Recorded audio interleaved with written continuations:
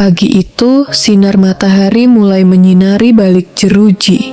Di dalam sel sempit yang lembab, seorang nenek renta bernama Maksari duduk di sudut sambil menggigil kedinginan. Kulitnya yang keriput semakin pucat, matanya sembab karena terus-menerus menangis. Ia hanya seorang penjual gorengan di pinggir jalan, tapi kini harus menjalani hukuman yang tak pernah ia bayangkan. Semua bermula dari insiden kecil di mana Maksari tak sengaja menyenggol mobil mewah di depan rumah bupati ternama, Hendra Prakoso. Bukan karena sengaja, tapi karena tubuhnya yang lemah sehingga tak mampu menahan berat pikulannya.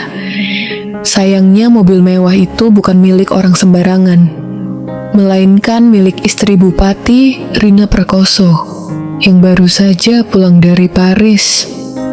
Apa-apaan ini? Mobilku lecet. Kau tahu berapa harga mobil ini, hah? Saat itu, Rina berteriak sambil menunjuk-nunjuk wajah Maksari. Maksari gemetar. "Maaf Bu, saya benar-benar tidak sengaja." Tapi, Rina tidak peduli. Dengan arogansi seorang wanita kaya, ia menelpon suaminya. Tak butuh waktu lama, 2 orang polisi datang dan menangkap Maksari atas tuduhan merusak properti pribadi.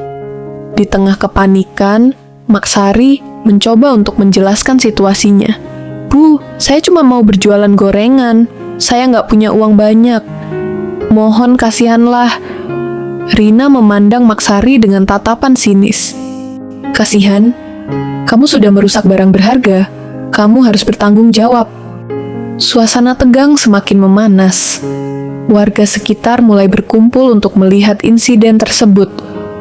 Beberapa di antara mereka mengenal Maksari sebagai penjual gorengan yang ramah dan baik hati.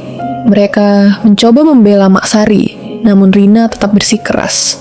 "Jangan ikut campur, ini urusan hukum," kata Rina dengan nada marah. Akhirnya Maksari dibawa ke kantor polisi untuk dimintai keterangan. Tetapi entah kenapa Maksari kemudian dijebloskan ke dalam penjara. Sementara itu, di dalam rumah megah dengan pilar-pilar yang tinggi, Bupati Hendra Prakoso menikmati hidupnya. Istrinya sibuk berbelanja dan bepergian ke luar negeri, sementara anak-anaknya tumbuh menjadi pribadi yang angkuh dan sombong. "Papa, aku bosan di sini. Ajak kita liburan ke Dubai lagi dong," rengek anak sulungnya. "Tenang nak, semua sudah papa siapkan," jawab Hendra sambil tertawa. Tak ada yang bisa menyentuh keluarga ini. Dengan kekuasaannya, Hendra mampu menutup mulut siapapun yang berani melawan. Uang mengalir deras dari berbagai proyek, sebagian besar hasil korupsi. Namun, mereka lupa satu hal. Kehidupan selalu punya cara untuk menagih dosa.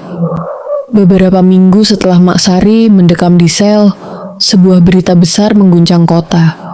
Komisi Pemberantasan Korupsi atau KPK melakukan operasi tangkap tangan di kantor bupati. "Pak Hendra Prakoso, Anda ditahan atas dugaan korupsi senilai 320 miliar rupiah," kata salah satu petugas KPK dengan tegas. Wajah Hendra memucat, tangannya gemetar saat borgol diklik di pergelangan tangannya. "Apa ini?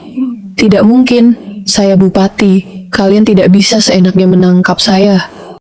Namun, KPK telah bertindak. Bukti-bukti sudah menggunung, saksi-saksi sudah bersuara. Dalam sekejap mata, seluruh asetnya disita. Kabar penangkapan Bupati Hendra begitu cepat tersebar, dan ternyata istri dan anak-anaknya sudah kabur ke luar negeri, meninggalkan Hendra sendirian menghadapi hukuman. Di dalam sel tahanan, Hendra kini duduk di sudut, menggigil dalam keputusasaan. Jeruji besi yang dulu ia pakai untuk menindas orang lain, kini ia sendiri yang merasakan. Ketika berita penangkapan bupati korup itu sudah viral, masyarakat berbondong-bondong menuntut keadilan bagi nenek malang itu. Hari itu, di depan gedung pengadilan, ratusan orang berkumpul. Mereka adalah warga kecil, pelanggan setia Maksari, tukang becak, pedagang kaki lima, ibu-ibu rumah tangga, hingga mahasiswa yang baru saja mengetahui ketidakadilan ini dari media sosial. Mereka membawa spanduk dan karton yang bertuliskan, "Bebaskan Mak Sari." Sementara yang lain lagi memegang spanduk yang bertuliskan, "Hukum harus adil, bukan untuk orang kaya saja." Yang lain lagi tertulis, "Bupati kejam, rakyat melawan." Pada saat itu juga seorang mahasiswa naik ke atas bangku menggenggam megafon. Hari ini kita di sini bukan untuk anarkis, tapi untuk keadilan. Seorang nenek renta dijebloskan ke penjara hanya karena hal sepele, sementara mereka yang mencuri miliaran dari uang rakyat masih bebas tertawa.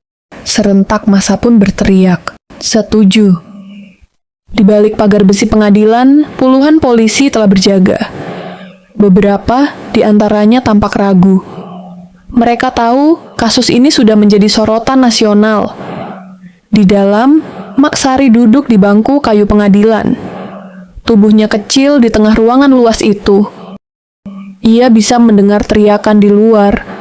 Suara orang-orang yang selama ini diam, kini bersuara untuk membelanya. Matanya berkaca-kaca. Saat itu hakim mengetukkan palu. Setelah menimbang bukti dan saksi, maka pengadilan memutuskan Mak Sari tidak bersalah dan dibebaskan dari segala tuntutan. Ruangan kemudian hening sesaat, lalu terdengar tepuk tangan membahana. Orang-orang di luar kemudian bersorak, begitu melihat Mak Sari keluar dari gedung pengadilan. Beberapa ibu-ibu langsung memeluknya, sementara Ilham berlari dan berlutut di hadapan ibunya, menangis sejadi-jadinya. "Nak, bangun nak." Mak Sari berusaha tersenyum, meski air matanya ikut jatuh. Salah satu pelanggan setianya, seorang bapak tua penjual kopi keliling, mengangkat tangannya tinggi-tinggi. "Kita menang, rakyat menang, kejahatan nggak bisa terus menang." Teriakan kemenangan terus menggema. Di sisi lain, di layar TV yang terus menyala di rumah-rumah warga, berita lain muncul. Bupati Hendra Prakoso resmi ditangkap. Terbukti menyalahgunakan dana publik hingga ratusan miliar. Gambar pria angkuh itu kini terpampang jelas. Mengenakan rompi oranye, digiring masuk ke dalam mobil tahanan. "Ayo mak, saya antar pulang gratis. Sudah lama becak ini nggak bawa orang sepenting sampean," kata seorang bapak yang berdiri di samping becaknya. Ilham membantu ibunya naik ke becak. Mak Sari menghela napas pelan, seolah melepaskan semua beban yang selama ini ia pikul. Becak mulai bergerak, meninggalkan gedung pengadilan yang masih dipenuhi orang-orang. "Bu, mulai besok kita jualan lagi ya." Mak Sari menoleh ke anaknya lalu tersenyum. Senyum yang penuh kebanggaan. Ia mengusap tangan Ilham dengan lembut. "Iya nak, gorengan kita tetap harus renyah, walau hidup ini kadang getir." Ilham tersenyum, menahan haru. Ia menggenggam tangan ibunya lebih erat. Becak terus melaju, melewati gang-gang kecil yang dulu begitu mereka kenal. Beberapa tetangga melambaikan tangan, tersenyum haru melihat Mak Sari kembali. "Aku hanya seorang penjual gorengan. Hidupku bukan tentang menang atau kalah, tapi tentang bertahan. Tentang percaya bahwa sehitam apapun kegelapan, cahaya akan selalu menemukan jalannya. Hari ini aku bebas. Bukan karena aku kuat, tapi karena kebenaran lebih besar dari mereka yang mencoba menguburnya. Di balik setiap langkah ada harapan. Di balik setiap perjuangan ada cerita. Kita hanyalah rakyat kecil, tapi mimpi dan tekad kita besar. Perjalanan ini belum selesai. Masih banyak yang harus diperjuangkan.